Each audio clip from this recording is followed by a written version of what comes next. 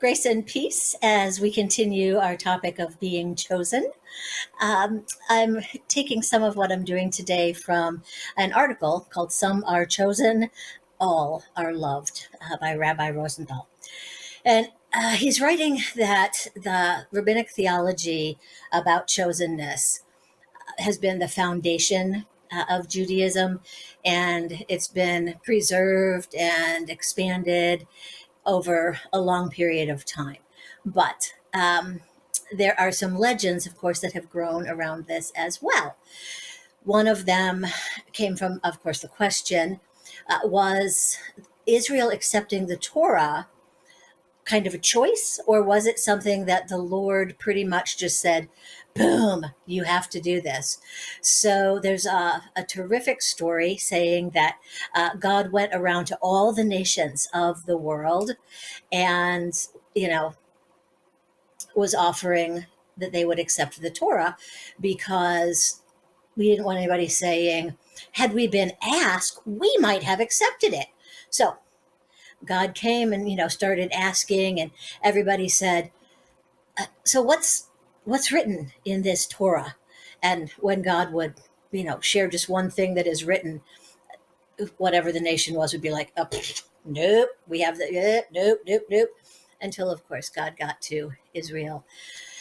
And there you are. So Israel accepted the Torah to be God's people. Another really great legend is just a piece that comes from one of the rabbis who said that it is like this, that before the people stood at Sinai and accepted the Torah, they were called Israel, but all nations have a name. It was only after the acceptance of the Torah at Sinai that the nation of Israel became my people, according to God. So they sum that up with how odd of God to choose us. It is not so odd that we chose God.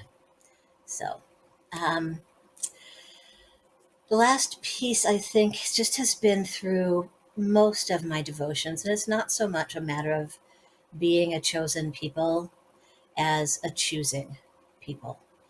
So there's a didactic in all of it, and it's a process of reciprocity that is at work.